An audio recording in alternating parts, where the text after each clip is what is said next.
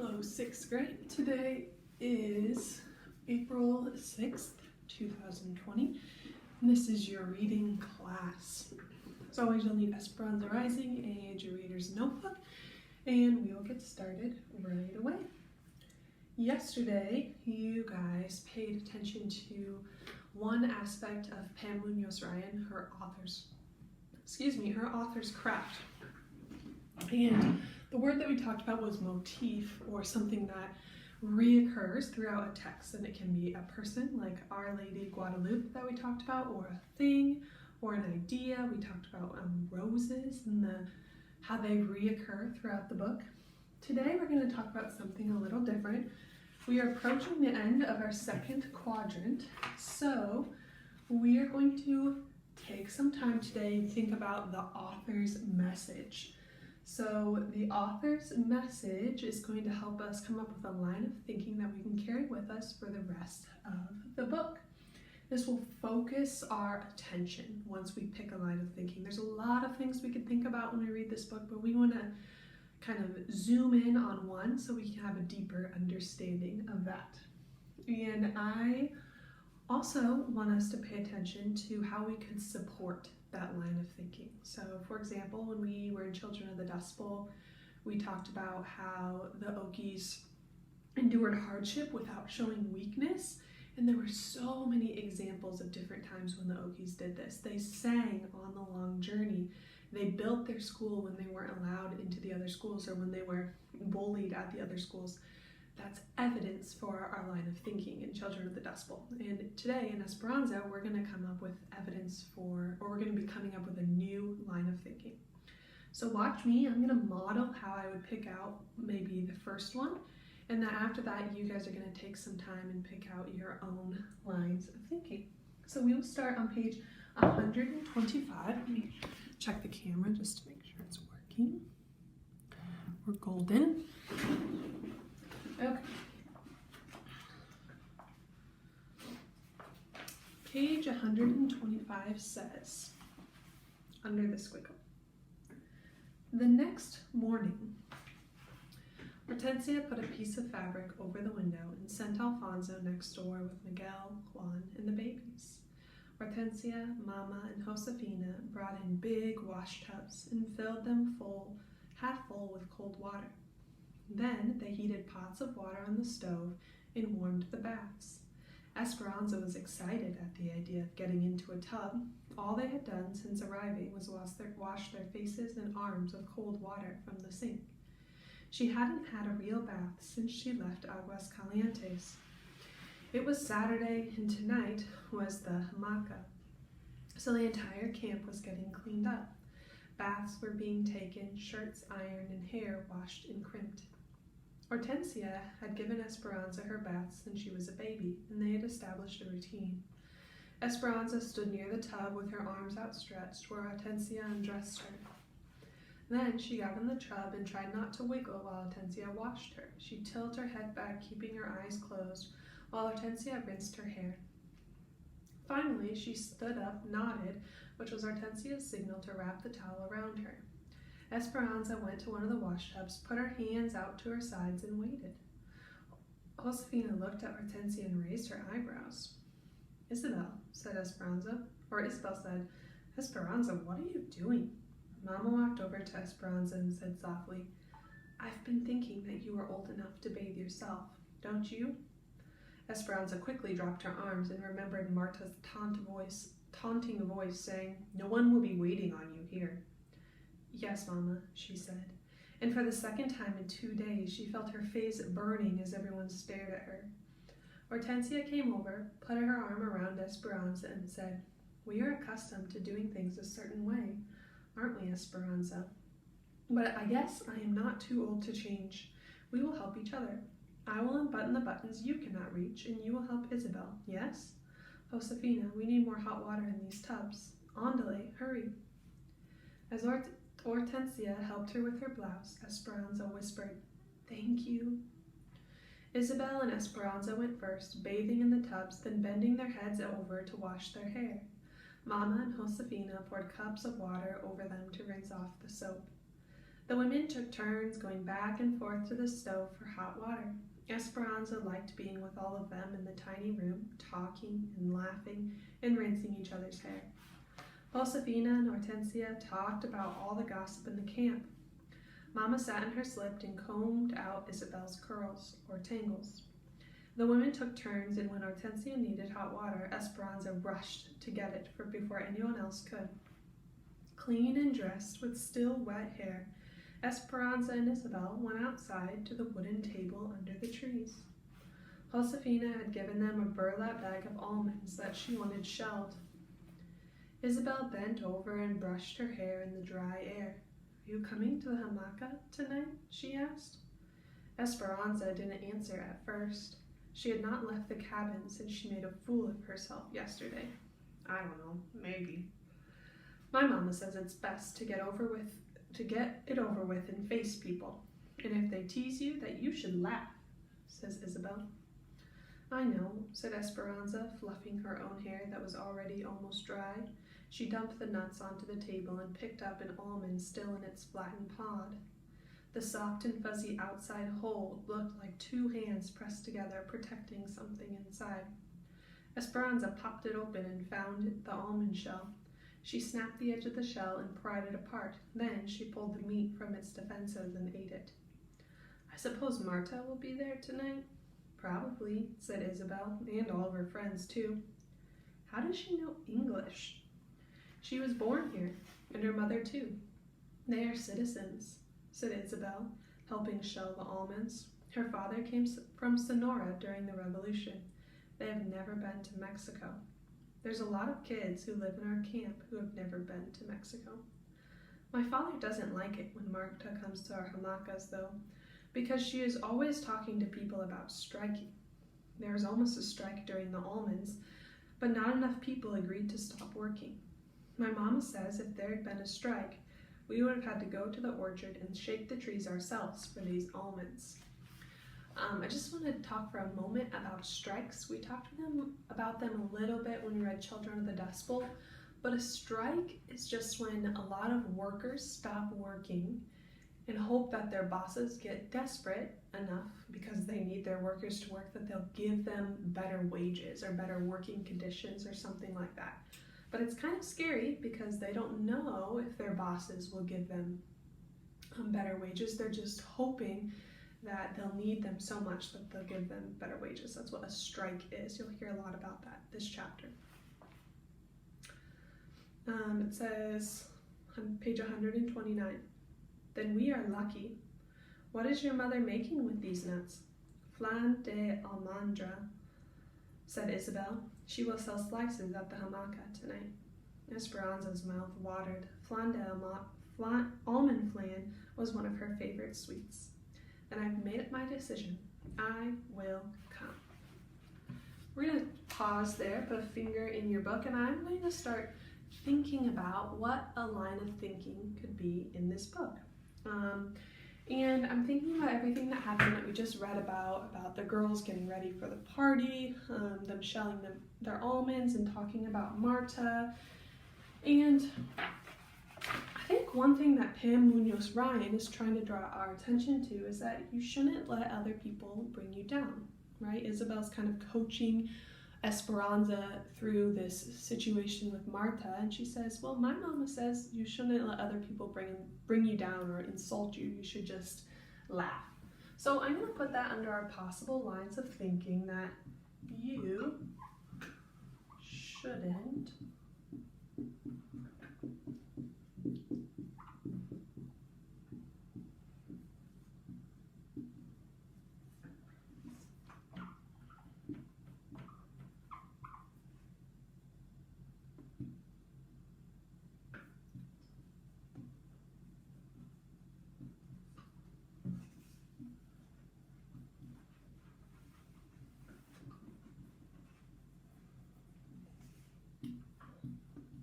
Okay, if you're having trouble seeing the board right now, it says, you shouldn't let others bring you down.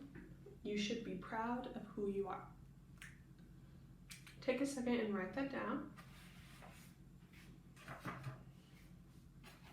If you need more time, pause, but I'm going to keep reading on page 129, under the squiggle. The platform was lit with big lights.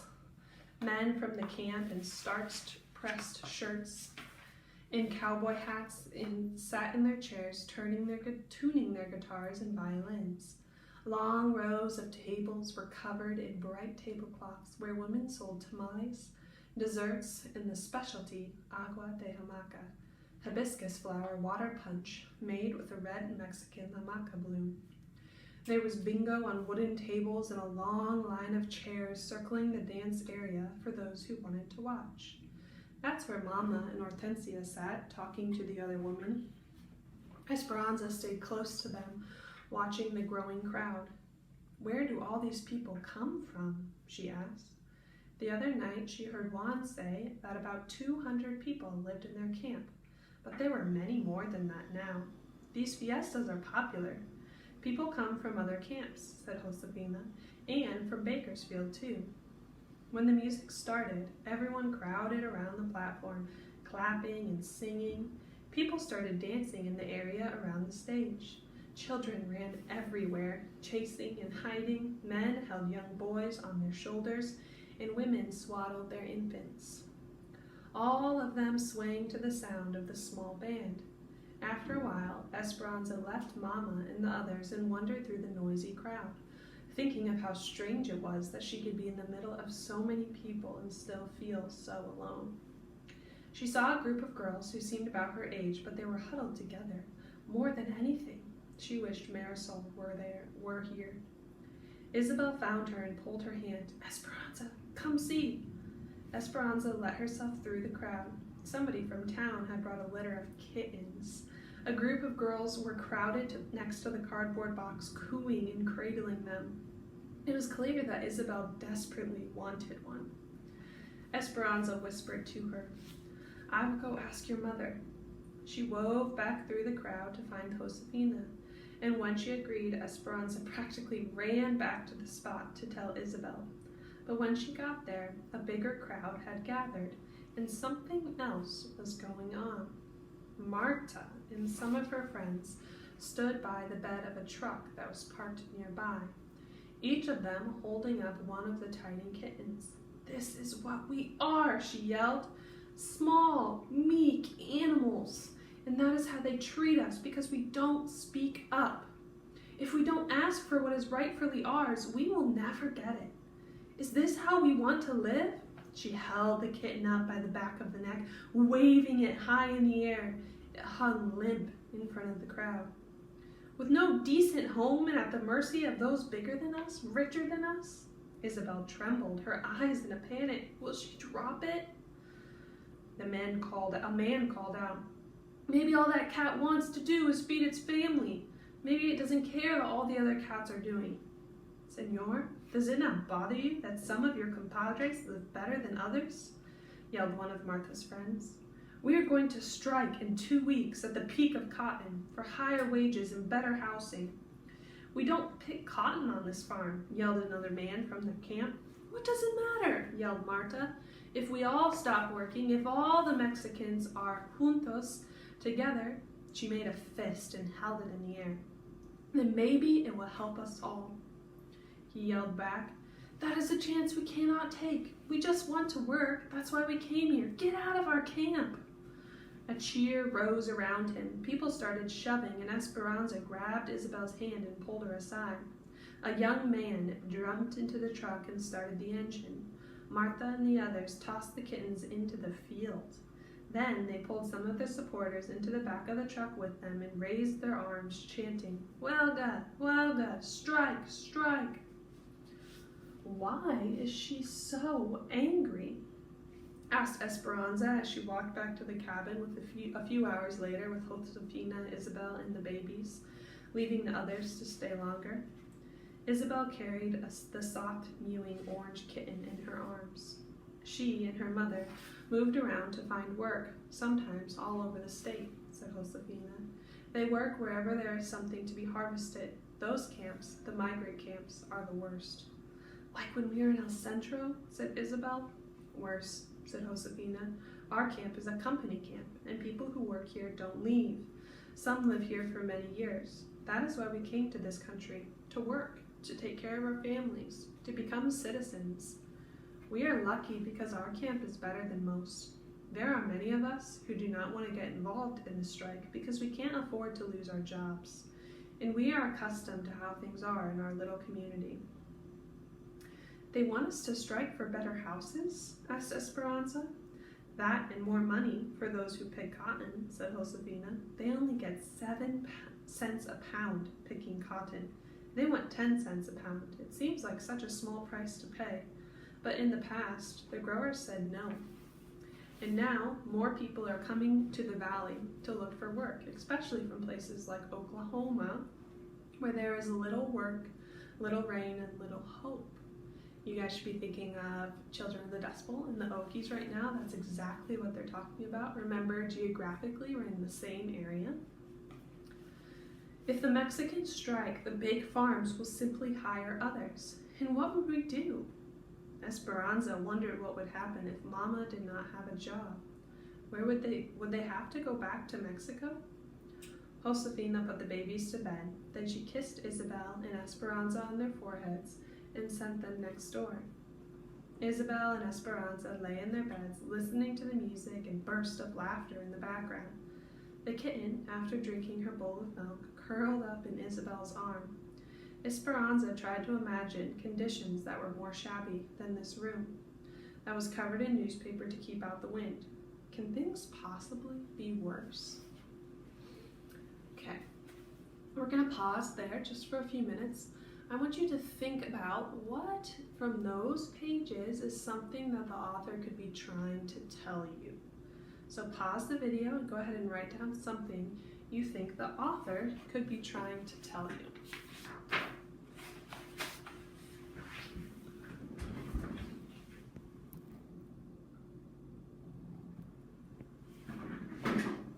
Okay, so something I think that Pam Munoz Ryan could be trying to tell us through this character of Marta, who seems like people have mixed opinions about her, is she is telling this group of people at the camp that if you want something, you must speak up for what is rightfully yours. For example, the cotton pickers probably deserve, I know they deserve, more than 7 cents per bag or bale of cotton. And so Marta's saying if they want that, they're going to have to speak up. They're going to have to risk a little bit for it. So we could write, you have to speak up for.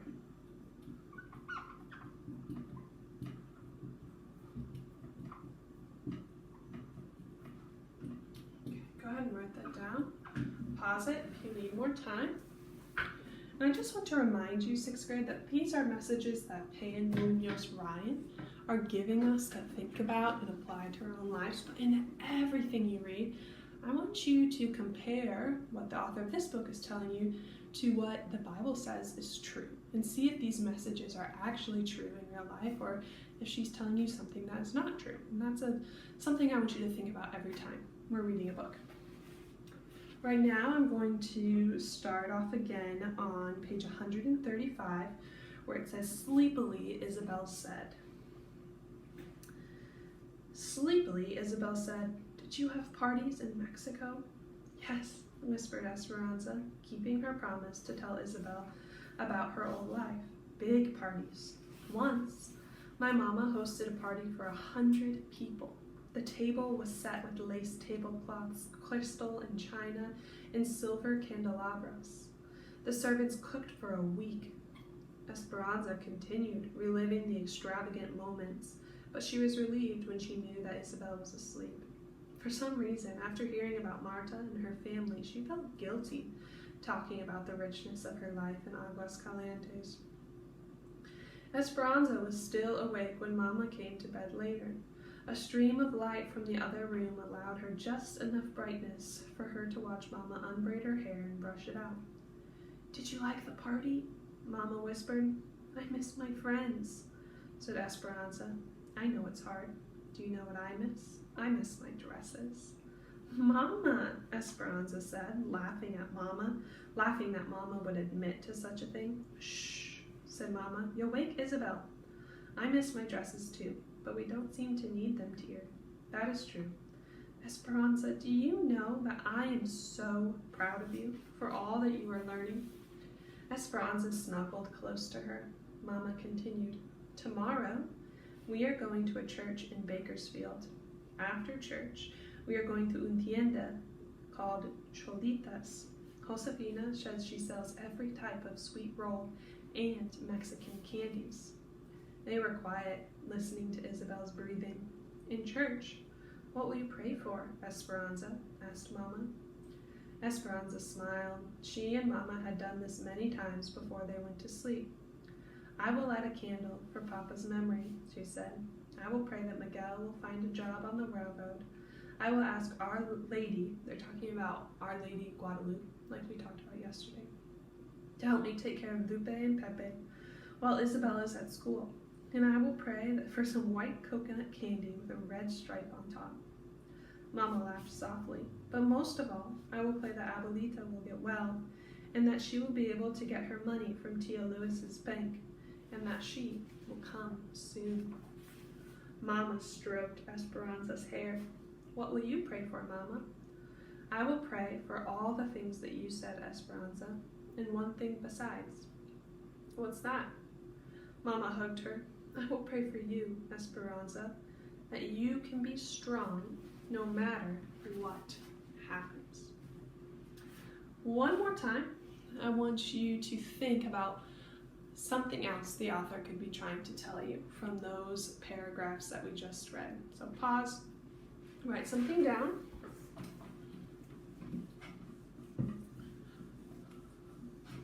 Okay.